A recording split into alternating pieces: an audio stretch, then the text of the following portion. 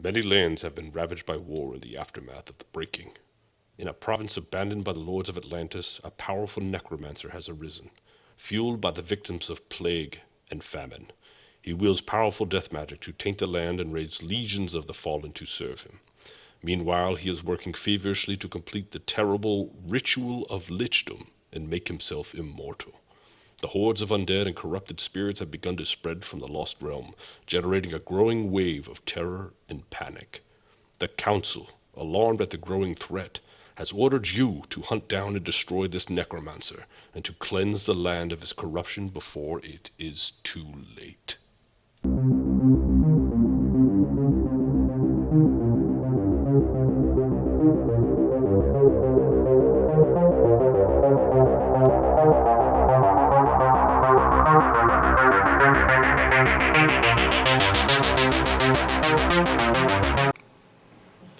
Hey everyone, welcome to Ant Lab Games. We're going to do a playthrough of Mage Knight, Shades of Tezla. So the scenario I've chosen to do for this playthrough is called The Realm of the Dead. So as you've heard in the intro, we are up against a necromancer lord, and our mission is to cleanse the Realm of the Dead. So I've done the basic setup. These are my randomly drawn tiles, and I haven't actually seeded any of the monsters yet on the board, but this is where our hero Bravelar, who came with the expansion, is going to start at the portal, and we've got to basically hunt the necromancer, find the two graveyards, and seal them. So we've got quite a bit to do in a very short amount of time. The game length is going to be 4 rounds, which is essentially 2 days and 2 nights. So let's guess we could hop right into it. I'll quickly go over the components for this playthrough, at least for this expansion, just to give you a brief overview of what we're going to be using that you may not have seen before in any of the other expansions, and then we'll kick it off.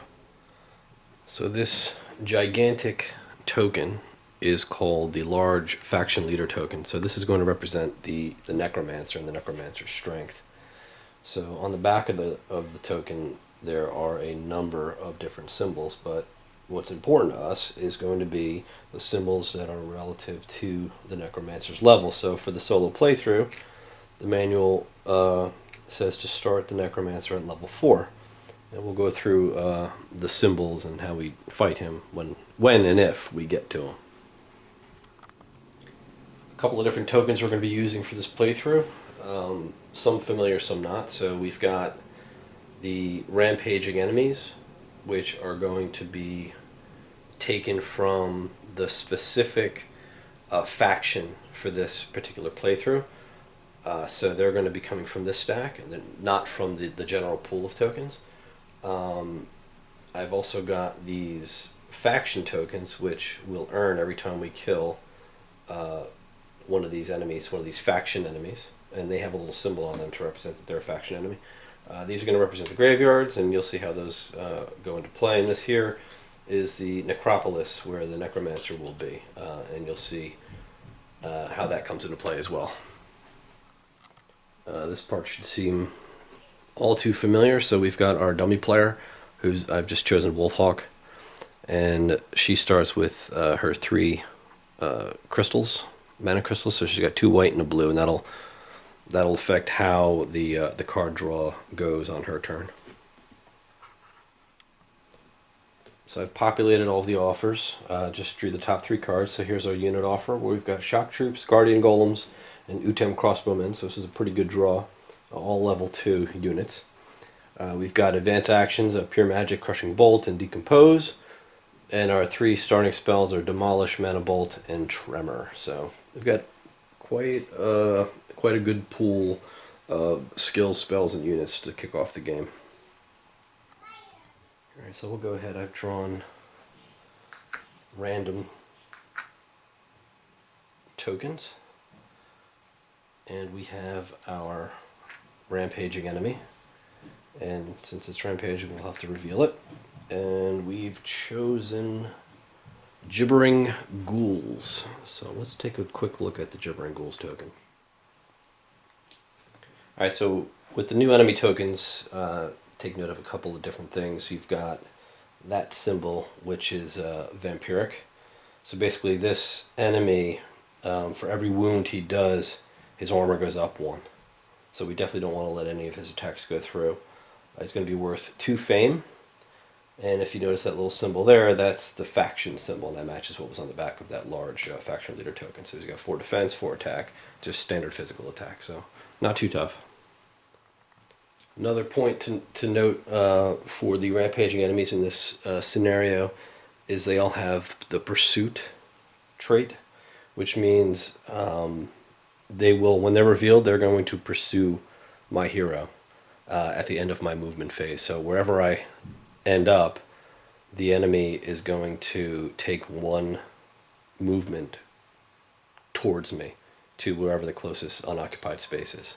So they're going to be chasing me around. I really don't have a choice but to fight them at some point, so I guess you can only run so far. Alright, so we'll go ahead and draw Bravelar's starting hand. So we get 5 cards based on the hand size, and we'll see what kind of tactics he's drawn. So we've got some influence, some movement. This is a pretty cool movement card. Lets us reduce the cost of 1 of the spaces we travel over by 1. Improvisation, extremely good card. Concentration, probably the best card in the deck, and then 1 with a land, so that's another Bravelar specific card. So move 2, heal 1, or block 2, so pretty versatile. So not a bad starting hand, actually. We have a couple of options here. So what I'll go ahead and do now is draw our tactic for the first day. And I think what I always choose, and I'm sure most people who play solitaire do, is they choose Great Start, because it's the best way to start the first turn, is to just get the extra 2 tactic cards into your hand so that you can basically get off to a great start. So I'm going to draw that for me, and then I'm going to randomly shuffle these up and pick one for Wolfhawk. So Wolfhawk chose Planning. So Planning has a lower number than Great Start. So this is going to get removed from the game now. And Wolfhawk is actually going to get first. So I'll put her player token above mine, so she's the first player. So she'll get to kick off. And I'll go ahead and roll the mana die for the source. And we've got 2 whites and that's a blue. So that's my Great Start. I don't need to hold that because I'm just going to draw 2 more cards to my hand. Alright, so let's see what other 2 cards we get. So we drew Swiftness and Tranquility, so that's not bad. At least we can get some. We're definitely not going to need to heal, but at least we get some extra card draws potentially this turn, but we'll see what we're going to do. Now since Wolfhawk goes first, we'll jump right into her turn. So she draws 3 cards. And we see if she has a match, and she does. She matched the blue. Since there's only 1 blue, we draw 1 extra card. So that is all she's going to do for this turn.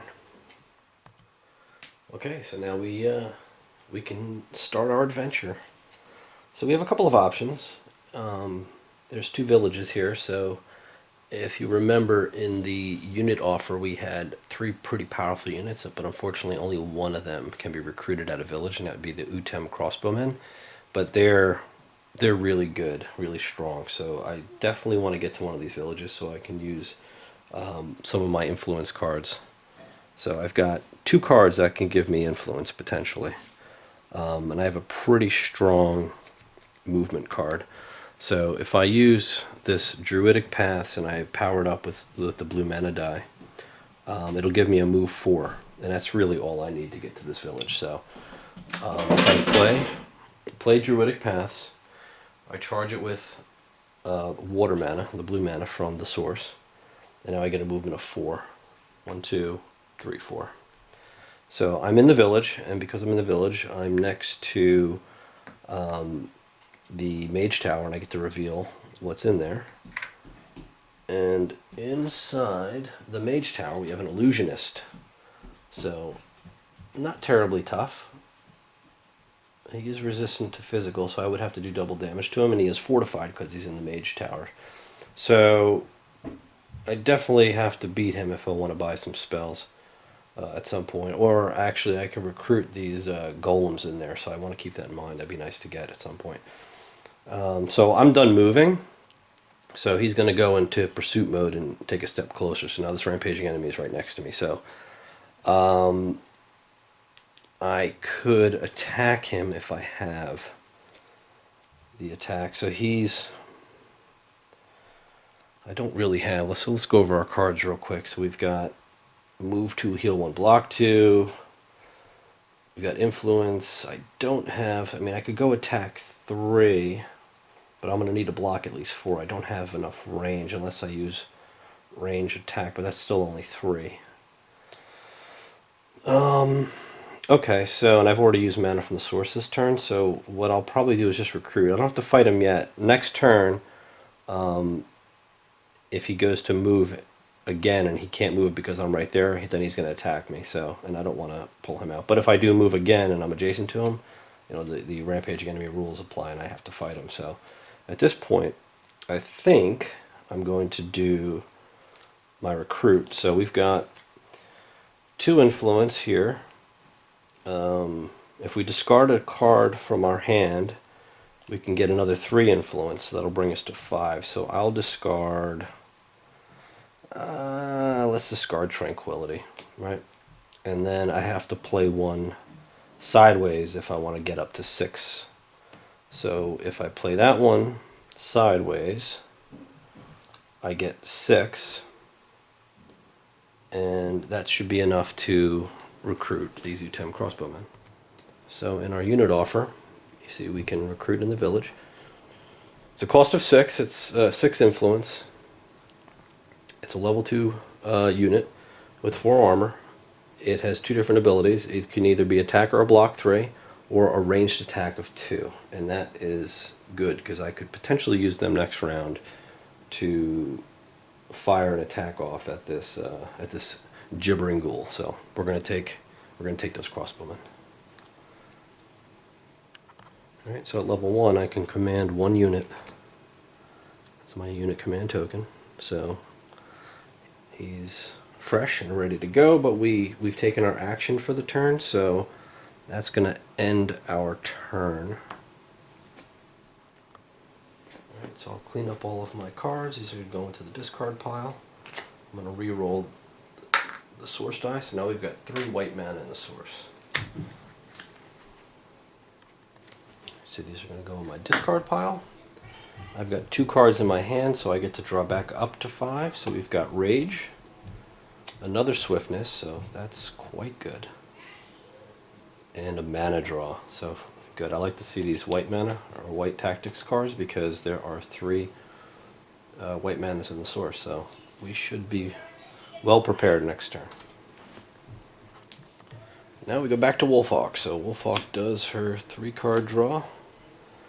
She pulls red, and there are no red tokens, or red crystals, so her turn is over. Alright, so we're going to combat this gibbering ghoul, so we'll get rid of him. So what we can do is now, remember the first part of attack is to do siege or range. Now I have 3 ranged attack here, but it's not enough. So what I'm going to do is I'm going to play concentration. And what concentration is going to do is gain a blue, white, or red mana token. So I will gain 1 white mana token, right? And I'm going to use Swiftness to do ranged attack of 3. Remember, I need ranged attack of 4 to beat this gibbering ghoul. So I have another Swiftness, and I'm going to use 1 mana from the source, white mana, to do another range attack. So that's a range attack 6. That's enough to kill the gibbering ghoul. Now, because It's got that symbol. I get to choose a faction skill token. I get to gain 2 fame, and because it's a rampaging enemy, I get to gain 1 influence. So it was only 2 fame. I go up 1 in the influence track. And it's not enough to level me, but I do get to choose, draw a faction token. So we get to draw the top faction token. And this one is a vial of toxin. Now these faction tokens, they can be used, you can use one of these tokens per turn, and then once you use it, it's basically throw away, so it's like a one use. And basically what the toxin does is it's like poison your weapon, so you get 1 source of physical attack gains +3, +2 for range, and +1 in siege. But the bonus is lost if the attack is no longer physical. So it'll add to our attack, which is probably going to come in handy. We do also have the option, if we end our turn in a village, to trade this in to the villager. Basically, it's like trading in a trophy, and we can get in exchange for one point of fame, which I think I'd rather have this because this will probably come more in handy. Alright, so we're going to finish our turn. So this goes back to the box. We roll our mana die for the source. We get yet another white mana. And these will go into our discard pile.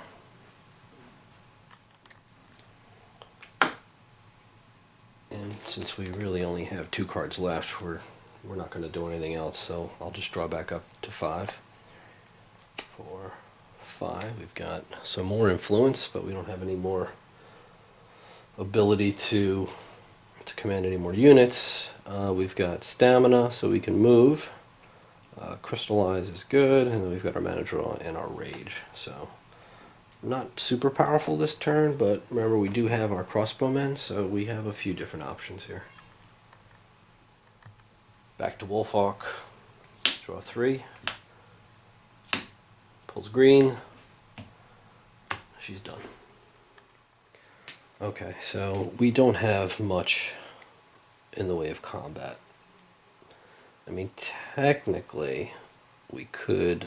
I mean, we have a block 2, but we just don't have enough combat to even think about taking on those illusionists. So, what I think we'll do is we'll probably continue to explore, and we'll try to get to that tile and reveal it. So, the problem is you don't have any blue mana in the source. So, but I've got a couple of cards where I can manipulate that mana, which should be helpful because I do have white mana, right? So, if I play mana draw. What this will do, and I charge it with white mana, I could take a mana die from the source and set it to any color except gold, and then I can gain 2 mana tokens of that color, and then do not re-roll this die when you return it to the source. So I'm going to take mana draw, I'm going to charge it with white mana, right? So that one I'm actually going to use from the source to cast mana draw, and then I'm going to take one of the die in the source and I'm going to change it to blue, and I'm going to put it back in the source as blue, and I get 2 mana tokens of that color. Now remember, mana tokens can be used this turn only. It's the mana crystals that actually go into your inventory and can be used at a later time. So I've got these 2 mana crystals now, so 2 blues. What am I going to do with those, right? So the reason I did that is because I've got some blue cards. So let's move you out of the way, and I'm going to play stamina, and I'm going to charge it with one of these blue tokens, right? So that's going to give me a movement of 4. 1, 2, 3, 4. Now I need 2 more movement in order to reveal that tile. So I'm going to have to play 2 cards sideways, and we will reveal this next location and see what we have. Okay. So we have couple of different things. We've got a monster lair, we've got a crystal mine for red crystals, and we've got another rampaging monster. So we draw another token for a rampaging monster. These are again the small tokens from the expansion, and we reveal. So it looks like we have skeleton warriors. So let me make sure that's the real name of them. Yep, skeleton warriors. So these guys, and let's get a quick look at the skeleton warriors. All right, so the skeleton warriors don't look very tough, right? They're only going to give you 1 fame for killing them. They've got 3 physical attack, 4 defense, and they're resistant to fire. So since I'm not using any elemental attacks at this stage, I don't think they're going to have to worry about that. So I'm right here. So if I, yeah, they're going to want to attack me next turn. So hopefully we can get some good combat cards to defend them off. So with my last card, I've got Crystallize. And when you play this, also pay 1 mana of a basic color and then gain a crystal of that color in your inventory. Now, I have this 1 token, so I might as well play this token on here. Charge Crystallize, and then I can gain a crystal of any color into your inventory. So I'm going to take a red, I believe. So we're going to get a red crystal in our inventory, and we'll hopefully be able to use that on a later turn. So now I'll clean all of this up. We'll re-roll the source die. We get green. Actually something other than white. Get these cards, put them in the discard. And now we're going to have to draw our full hand. 2, 3. This is bad news. Well, actually it's not bad at all. We've got some pretty good cards here. So we should be okay next turn. So we've got our last hand. We've drawn all we can. So we would basically, this is probably going to be our last turn. When we declare, end of round. So back to Wolfhawk. 1, 2, and 3. So we actually ran through our deck a little bit faster than Wolfhawk. Okay, so I want to call these guys out. And oh, I forgot, this actually gets revealed. And these are heroes. Alright, I don't know if I really want to fight them. They get a double attack, they're double fortified, you lose influence for fighting them. Your reputation goes down, I guess, because they're good. But they're worth 5 fame if we take them out. Plus we get to keep. That might be something we consider for next turn. But we've got to keep our eyes on the prize here. We've got to find these cemeteries. And we clearly did not find it here. So what are we going to do? We are going to attack. That's going to be our first order of business. And I'm going to need at least 4 ranged attack or 4 sieged attack if I'm going to hit them. And that's definitely not going to happen. So what I will do is I will attack. Actually, I'm going to let them attack me. So I'm going to skip the siege and the ranged phase, right?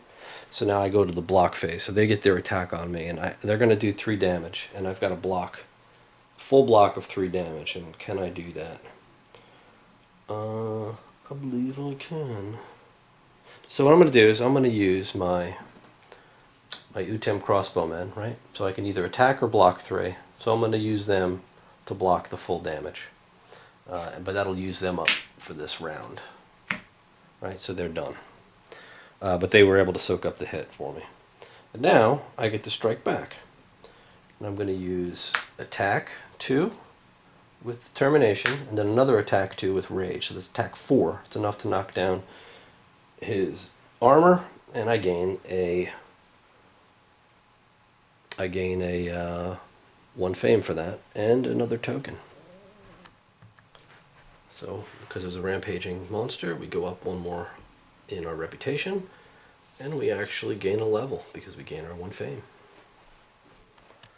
Alright, so we also get our faction token, and we pull an Orb of Twilight. So this is, you may change 1 black mana die in the source to gold, or 1 gold mana die in the source to black. That might come in handy.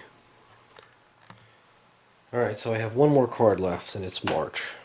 Now, unfortunately, it's not going to be enough movement to really do anything, but it can position me for next round. So what I'm going to do is I'm going to charge it with the green mana from the source, and it'll give me a movement of 4. It only costs 3 to go to the forest, but it would cost me, and that leaves me with one extra, but I need at least one more in order to reveal another tile. It's going to cost me two, so, but at least I'm in position now. I don't have to move, and then at the start of my next turn I can reveal that tile, and then we can figure out what we're going to do. So that's it. That ends my turn. I guess I really don't need to re-roll this because we're done. Put those away. And that ends the first day. Okay, for this particular level up, we actually get to choose a skill for Bravelar, and also get to pick one of the advanced actions from the advanced action offer. So we just take the top two skills off of the skill pile, and then we see what they are. So the first skill is called Feral Allies. And what this does, exploring costs one move less, and once a turn we can attack one or reduce one attack of an enemy by one. And we also have a Thunderstorm. So once a round, flip this to gain one green or blue mana token and one green or white mana token. Wow, that's actually quite nice. I could definitely use the mana token, so I'm going to take that. But remember, that's a once per round skill. So this one is going to go face down in the offer, in the common pool, and then we take the top skill off of Wolfhawk's skill pile, and this one is Deadly Aim. So once a turn, add one card that provides any type of attack in the range or siege attack phase, and add two to a card that provides any type of attack. So that's actually quite a good skill. So I got to consider that next level that I skill up, and I have the option of pulling that. So I'll put these off to the side in the common pool. And now we get to pick an advanced action. So out of my options here, I think the best for me would be to take Crushing Bolt, so that'll give me a siege attack 3 when charged, or gain a green crystal. But since I can make my own green crystals, this is going to be my siege attack, so definitely taking that one. Okay, so that's going to end the first round, so day one. But we've got a couple of things we need to do. So the bottom card in the skill offer is going to now go into Wolfhawk's deck for next round. Right? This is going to slide down, and we're going to refill the offer. The bottom spell is going to go on the bottom of the spell deck, and we're going to use, we're going to give Wolfhawk a mana crystal of this color, so that's green. So Wolfhawk is going to get a green mana crystal, so now it's going to get more interesting. And we drop these down and refill the spell offer. And for our unit offer, we are going to discard these two, and we will draw 3 more.